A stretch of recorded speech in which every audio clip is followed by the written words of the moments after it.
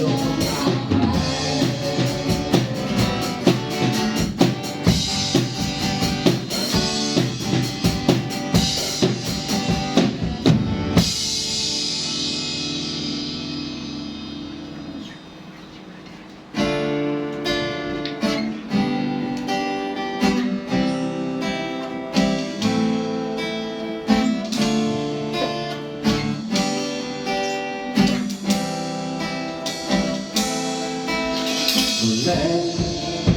เล็กเพราะรถบินจากโตขึ้นเป็นต้นใหญ่ให้นก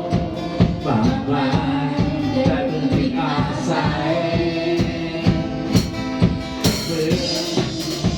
นกเชื่อไรอะไรทำแป้งผู้ใหญ่ของเราชีวิตทุกคนน่ารักเวลาโอนเข้ามาช่วยเติมความรักที่เข้าไปให้เขาเราดูในใจกลายเป็นพอเล็กน้อยกลายเป็นมากมายให้เขาเป็นชีวิตของฉันเป็นของขวัญให้กลายเป็นของที่สบายจงทำให้ใจโตต้นไม้จงได้เป็นพอที่ให้มากมายให้ใจฉันฟูด้วยรักเติมลมให้ตัวฉันชมพระองค์ด้วยยิ่งใหญ่แม้จะน้อยขอให้พระองค์ทำให้เป็นใหญ่ในรักสุดไว้เพื่อลดมากมายวันนี้ยอมเชื่อฟังคำตามไม่ว่าจะคือการได้รักโลกขอทุกฉันไปจึงยกให้เราเข้ามาช่วยส่งความรักเราเข้าไปให้รักเราผู้ให้ใจกลายเป็นของเล็กน้อยจนกลายเป็นมากมายให้เขาเป็นชีวิตของฉันเป็นของขวัญให้กลายเป็นของที่สบายจงทำให้ใจฉันโตเป็นต้นไม้จนได้เป็นของที่ไม่สบายให้ได้ฉันฟูด้วยรักเต็มล้นให้ตัวฉันชมพระองค์ด้วยยิ่งใหญ่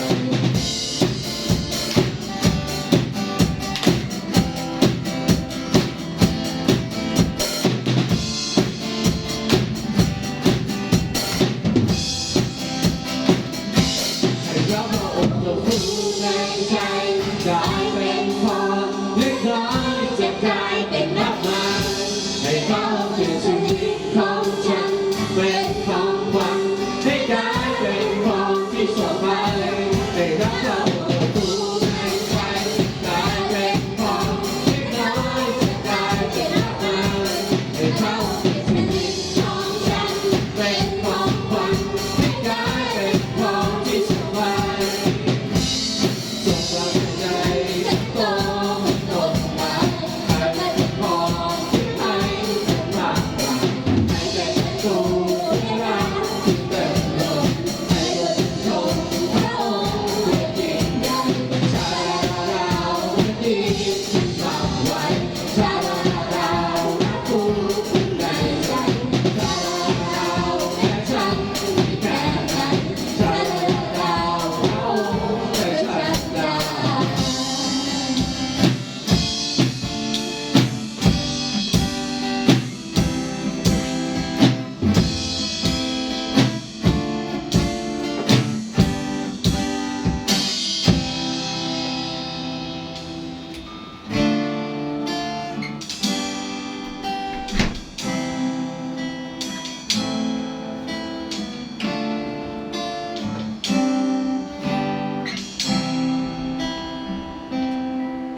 เมื่อได้มอ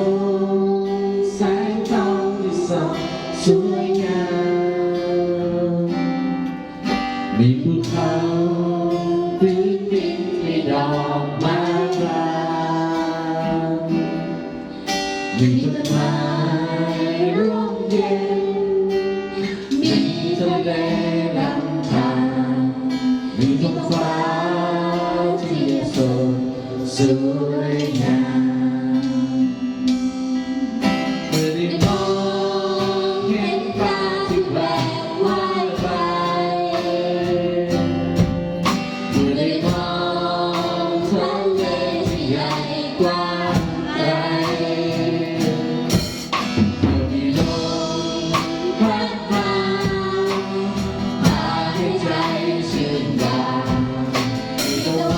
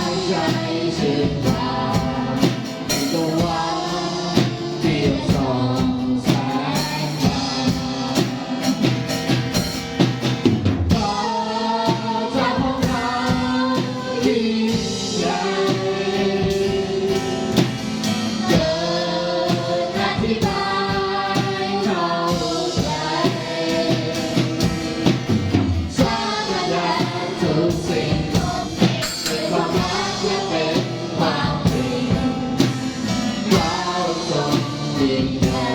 เหนือใครฟ้าทั้งเรายิ่งใหญ่เดินอธิบายเข้าใจสร้างรายได้ทุกสิ่ง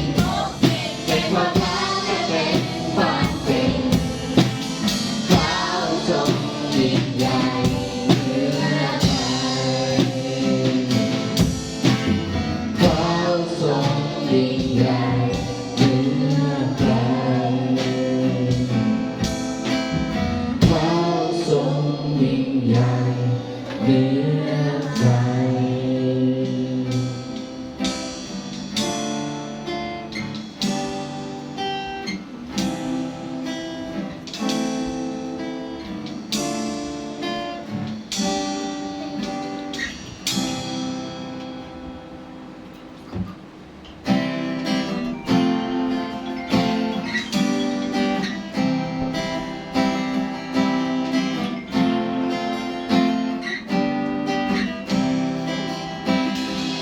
จำเอาไว้ในใจอยู่เสมอไม่ว่าจะเจอเรื่องอะไรจะมีปัญหามากมายสักแค่ไหน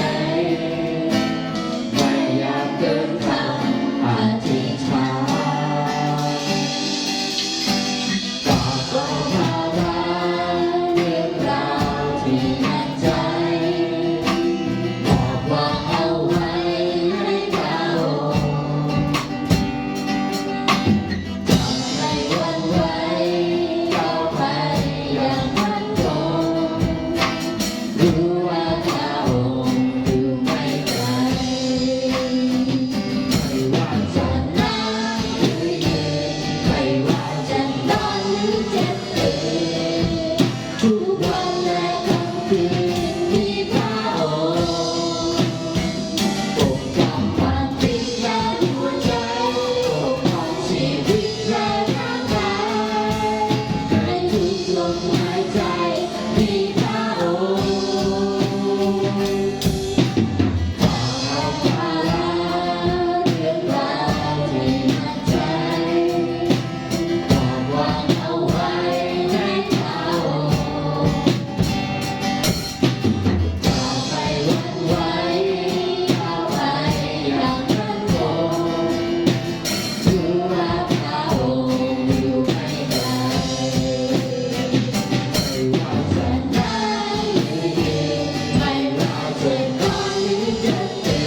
นทุกวันและค่ำคืนมีพระองค์ปกป้องความคิดและหัวใจปกป้องชีวิตและร่างกายในทุกลมหายใจมีพระองค์ฝากเอาภาระเรื่องราวที่หนักใจบอกวางเอาไว้ให้เขาจะไม่หวั่นไหวก้าวไปอย่างมั่นคง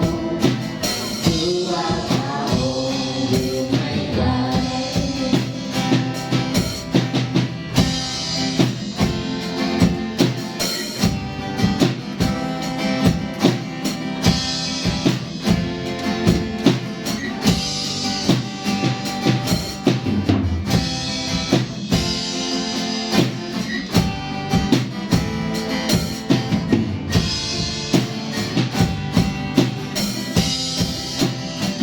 ไม่ว่าจะนั่งหรือยืนไม่ว่าจะนอนหรือจะตื่นทุกวันและค่ำคืนมีพระองค์ปกป้องความคิดและหัวใจปกป้องชีวิตและร่างกายในทุกลมหายใจมีพระองค์ฝากเอาภาระเรื่องราวที่หนักใจบอกว่าเอาไว้ให้เขา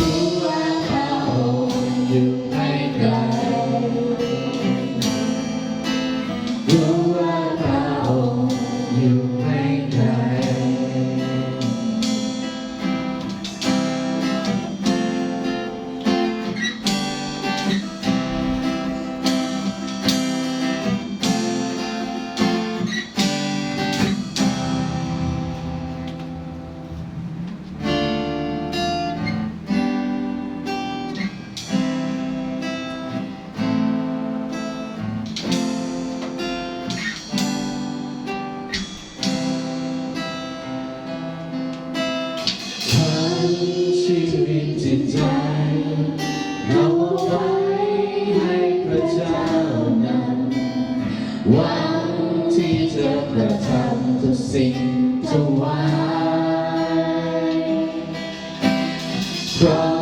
มที่จะออกไปแม้ทางไกลเท่าใดจะบอกไปให้ทุกคนได้รู้เรื่องราวความรักความรักที่พระเยซูให้มาระวังและคอยพึ่งพากำลังที่มาจากเบื้องบนจะคอยเป็นแสงสะท้อนเรื่องราวความจริงว่าพระองค์เป็นทุกๆสิ่งเป็นความหวังของเรา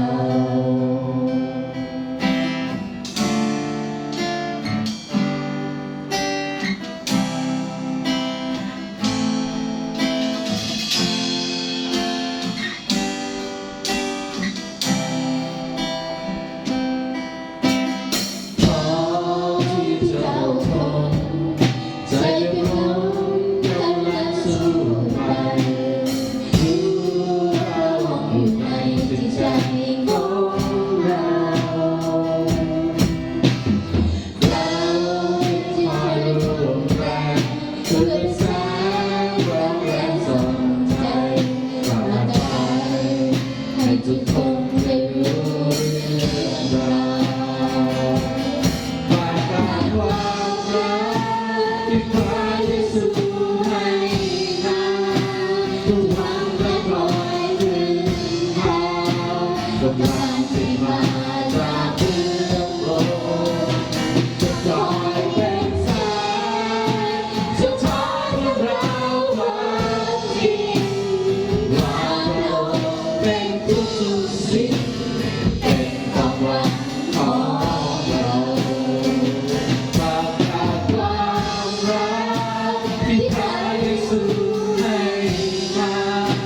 ระวังและคอยถึงพากำลังที่มาจากเบื้องบนจะคอยเป็นแสงสะท้อนเรื่องราวความจริงว่าพระองค์เป็นทุกๆสิ่งเป็นความหวังของเรา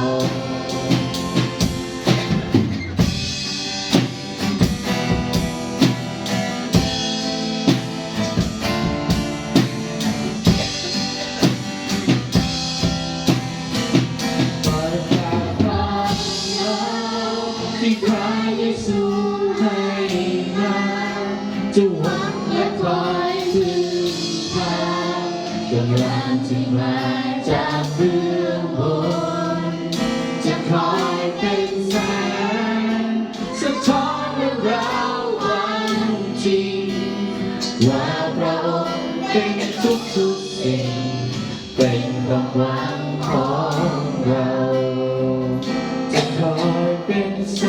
งสะท้อนเรื่องราวความจริงว่าพระองค์เป็นทุกๆสิ่งเป็นความหวังของเรา